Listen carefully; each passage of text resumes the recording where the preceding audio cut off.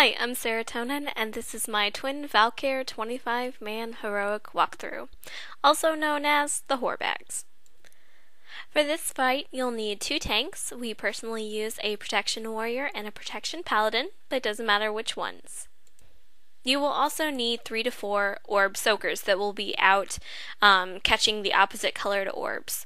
We personally use hunters and warlocks. The main reason for this is because they have a much higher HP pool than a lot of the other ranged, like mages, squishy mages. As far as healing goes, you'll need at least 2 priests, preferably, for the AoE heals. You'll also need at least 2 druid healers. Tranquility is especially helpful for this fight, for the vortexes. Otherwise, your other healers, it really doesn't matter, but preferably you'll have 2 druid healers at least. 3 would be so nice. Alright, as far as our positioning for this fight, we have tried the one where you're in the middle, but it didn't work very well for us. So we finally tried the doorway strategy, which is super secret on WoW Wiki, but it worked very well for us. So this is how we do it from now on. Basically, you stand in the doorway that you enter the instance from, if that makes sense. And your 2 tanks are going to position themselves on either corner of the door, and the bosses are going to be faced towards the tanks away from the raid. You're going to have your orb soakers at a 40 range max heal range. Yes, 40 yards. I believe it's 40 yards from the healers, but they need to stay in that so that way they get healed all the time. You can have the warlock's little teleporter doohickey thing to mark where the 40-yard range is. Either that or you can put up flares just to make certain that your orb soakers always are in range of heals. Very, very important. Alright, as far as melee, ranged, and healers go, you're just going to be standing in one spot like this whole entire fight. You're not going to move. For the melee, make certain that you position yourself so that way you can easily DPS either one whenever the shields come up. That's one of the big things. You definitely need to do that. Otherwise, ranged and healers, you just kind of stand there and pwn. Yes. Alright, as far as the pull goes, it's really simple. It's especially helpful if 2 of your orb catchers are hunters, because then they can just immediately misdirect the Val'kyrs. But once you do misdirect them to the tanks, it really doesn't matter what aura the tanks have. It doesn't matter which one has light, which one has dark. For us, our paladin gets the dark aura and tanks the light. The warrior takes the light aura and tanks the dark, but it doesn't really matter. For us, the melee has the dark aura, ranged and healers have the light.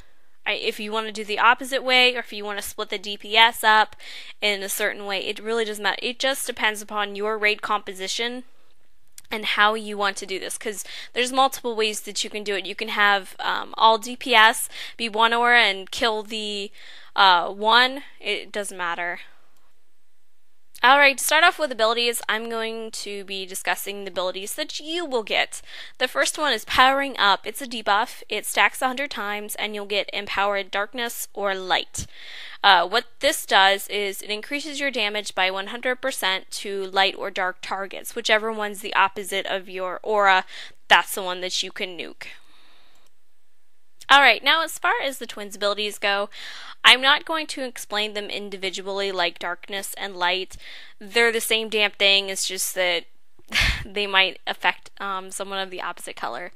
The first ability is Shield of Darkness or Shield of Light. It has 1.2 million health on heroic, and at the same time they have this up, they cast Twins Pact. It heals them for 50% of their health if it gets off.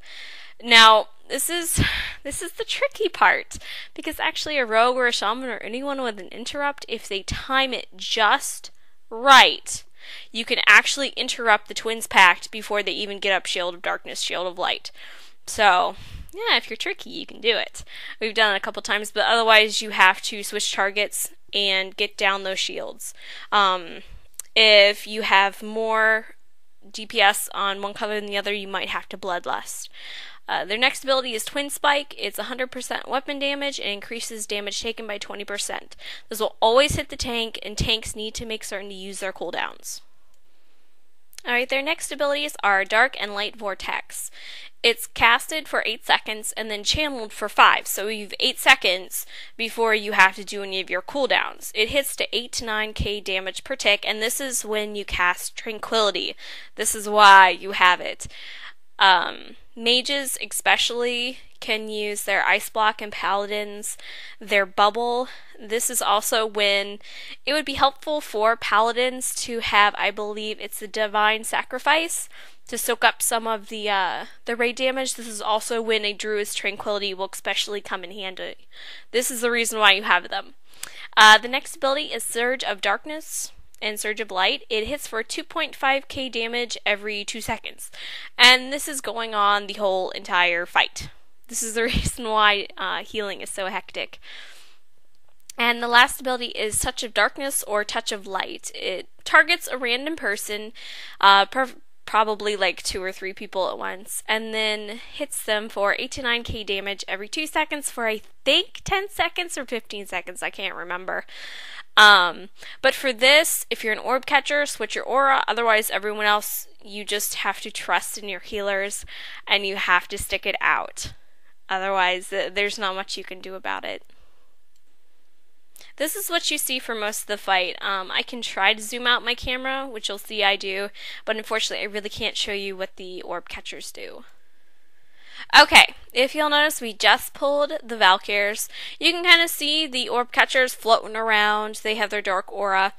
The tanks are positioning themselves on either side of the doorway, which is what you're supposed to do.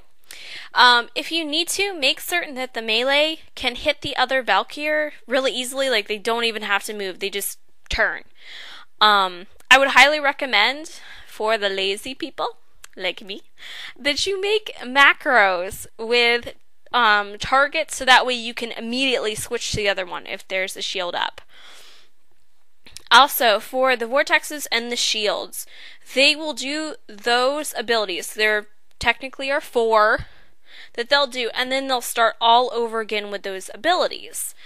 And the point of this is, it's a random number game, and you're hoping, praying, that you don't get a vortex the first ability the second around, because those are they can wipe the raid, because people's cooldowns they don't have them and they can't survive. Also, for the vortexes, orb catchers can and should switch to their aura. You can switch back though after the vortex is done. Otherwise, everyone else, you stay put. Use your cooldowns. You ice block, you bubble, you bark skin, whatever abilities you have to survive, use them. Otherwise, for the shields, just make certain that you're switching target. Like right now, we have a shield up, and everyone needs to switch to that target ASAP. Now, every raid, every group is going to have a different composition. You're going to be able to get down one shield better than the other. Just notice that pattern and make certain that you bloodlust or pop heroism. Heroism? Is that it? Maybe? Yeah, for Alliance. But you do that so that way you're able to get past that shield and keep moving on. The vortexes, also, that's the reason why you want the druids for tranquility, so that way the druids can help people survive. Also, if you don't have tranquility, you don't have an AoE ability, make certain that you pay attention to the squishier classes, like mages and shamans. Pay attention to them. We might need a little extra help. But otherwise, this is the fight. You've got your 4 abilities and they switch back. Make certain to pop your cooldowns when you need to, and otherwise it's good game, and I will see you at the next guy. Oh, also, shamans and death knights.